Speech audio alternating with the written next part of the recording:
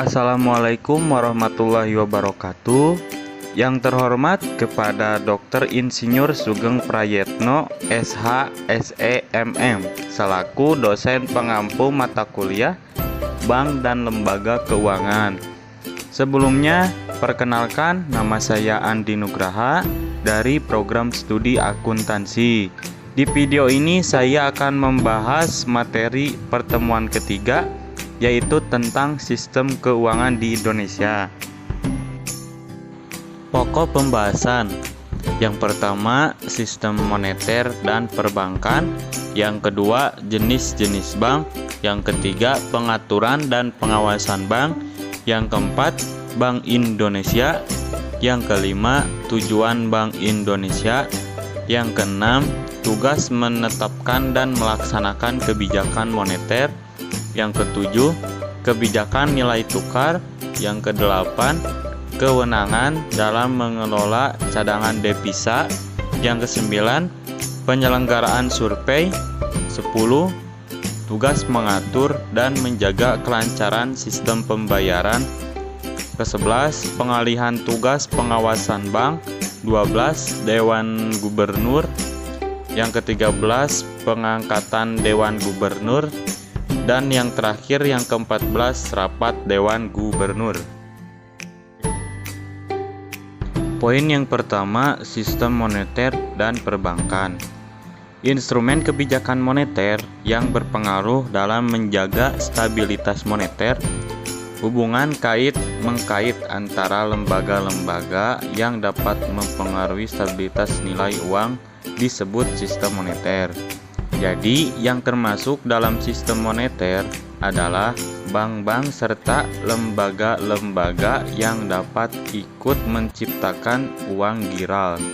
Di Indonesia yang termasuk dalam otoritas sistem moneter adalah Bank Indonesia dan bank-bank pencipta uang giral, atau disebut juga bank umum atau bank komersial. Maka dari situ, sistem perbankan adalah merupakan bagian integral dari sistem moneter. Poin yang kedua, jenis-jenis bank. Perbankan di Indonesia dibedakan berdasarkan fungsinya, yaitu bank sentral, bank umum, bank pembangunan, bank tabungan, bank koperasi, dan bank perkreditan rakyat. Sedangkan beberapa negara dikenal pula investment bank atau mortgage bank. Investment bank adalah bank yang kegiatan utamanya berkaitan dengan pasar modal. Misalnya, di Indonesia dilakukan oleh perusahaan efek. Sedangkan mortgage bank adalah bank yang berkaitan dengan pemberian fasilitas pengadaan rumah yang di Indonesia dilakukan oleh Bank Tabungan Negara. Undang-Undang Nomor 7 Tahun 1992, penggolongan bank berdasarkan fungsinya tidak lagi dapat dipisahkan secara tegas, karena semua jenis bank pada dasarnya telah melakukan kegiatan sebagaimana halnya bank umum. Misalnya, pendanaan bank dan pengalokasiannya lebih bersifat jangka pendek. Poin ketiga, pengaturan dan pengawasan bank.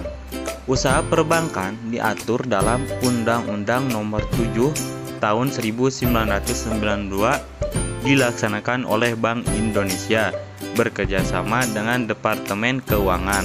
Sedangkan pengawasan dan pembinaan teknis operasional perbankan dilakukan oleh Bank Indonesia. Bank Indonesia.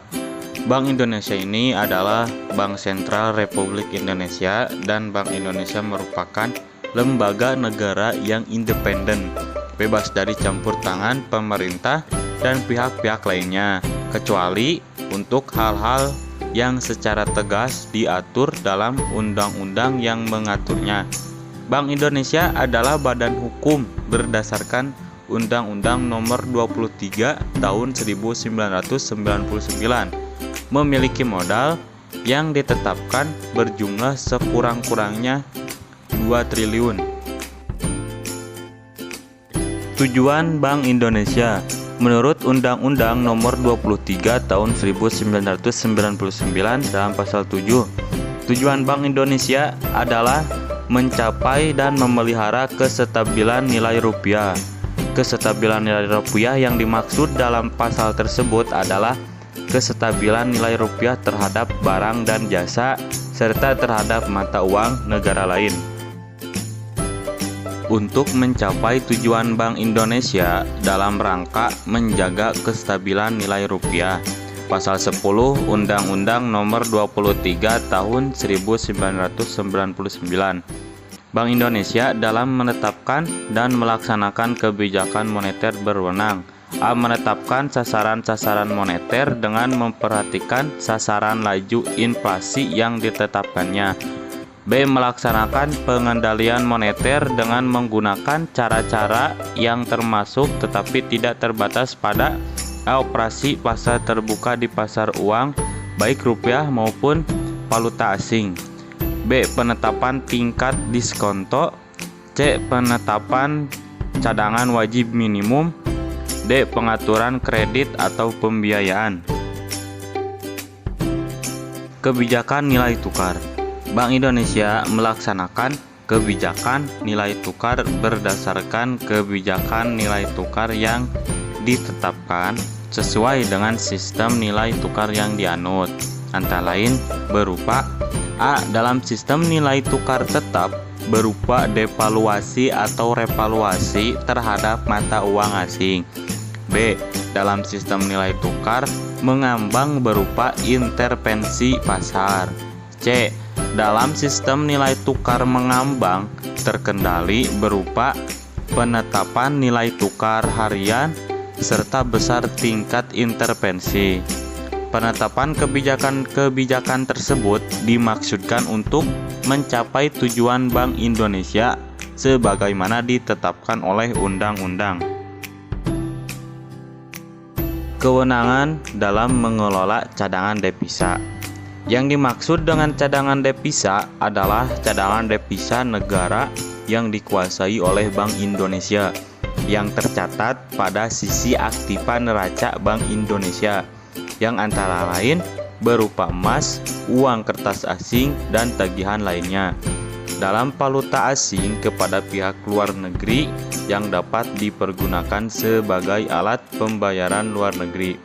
Cadangan devisa mencakup pula hak atas devisa yang setiap waktu dapat ditarik dari suatu badan keuangan internasional. Bank Indonesia mengupayakan agar cadangan devisa yang dipelihara mencapai jumlah yang dianggap oleh Bank Indonesia cukup untuk melaksanakan kebijakan moneter. Penyelenggaraan survei. Yang dimaksud dengan survei adalah berupa pengumpulan informasi yang bersifat makro atau mikro, seperti survei mengenai kegiatan usaha, survei konsumen, survei perkembangan harga aset, dan survei-survei lainnya yang diperlukan dalam rangka pelaksanaan tugas dan wewenang Bank Indonesia, termasuk survei dalam rangka penyusunan dan penyempurnaan statistik neraca pembayaran. Tugas mengatur dan menjaga kelancaran sistem pembayaran. Dalam rangka mengatur dan menjaga kelancaran sistem pembayaran, Bank Indonesia berwenang atas A. Melaksanakan dan memberikan persetujuan dan izin atas penyelenggaraan jasa sistem pembayaran. B. Mewajibkan penyelenggaraan jasa sistem pembayaran untuk menyampaikan laporan tentang kegiatannya. C. Menetapkan penggunaan alat pembayaran. Dalam rangka pelaksanaan tugas pengaturan, Bank Indonesia mengeluarkan pokok-pokok ketentuan antara lain memuat A. Perizinan bank. B. Kelembagaan bank termasuk kepengurusan dan kepemilikan. C. Kegiatan bank pada umumnya. Pengalihan tugas pengawasan bank. Tugas mengawasi bank akan dialihkan kepada lembaga pengawas sektor jasa keuangan independen yang dibentuk berdasarkan undang-undang. Tugas yang dialihkan kepada lembaga independen tidak termasuk tugas pengaturan bank, serta tugas yang berkaitan dengan perizinan. Tugas lembaga pengawas independen ini akan melakukan pengawasan terhadap semua lembaga jasa keuangan seperti bank, asuransi dana, pensiun, sekuritas, modal ventura, dan perusahaan pembiayaan serta badan-badan lain yang menyelenggarakan pengelolaan dana masyarakat. Dewan Gubernur. Dalam melaksanakan tugasnya, Bank Indonesia dipimpin oleh Dewan Gubernur yang terdiri atas A. Seorang gubernur, B. Seorang deputi gubernur senior sebagai wakil gubernur, C. Sekurang-kurangnya 4 orang atau sebanyak-banyaknya 7 deputi gubernur. Dengan gubernur sebagai pemimpin Dewan Gubernur. Dewan Gubernur mewakili Bank Indonesia di dalam dan di luar pengadilan, di mana kewenangan mewakili tersebut dilaksanakan oleh gubernur. Pengangkatan Dewan Gubernur. Untuk dapat diangkat sebagai Dewan Gubernur, calon yang bersangkutan harus memenuhi syarat antara lain: A. Warga negara Indonesia, B. Memiliki akhlak dan moral tinggi, C. Memiliki keahlian dan pengalaman di bidang ekonomi, keuangan, perbankan, ataupun hukum. Rapat Dewan Gubernur.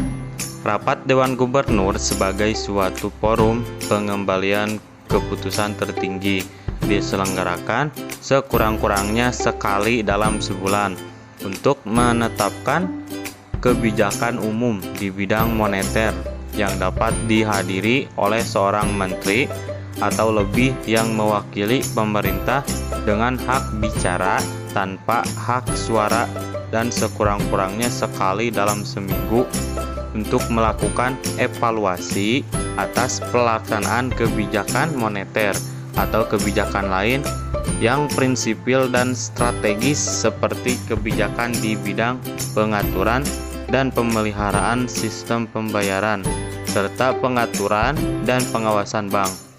Rapat Dewan Gubernur dinyatakan sah apabila dihadiri sekurang-kurangnya oleh lebih dari separuh anggota Dewan Gubernur. Sekian video dari saya.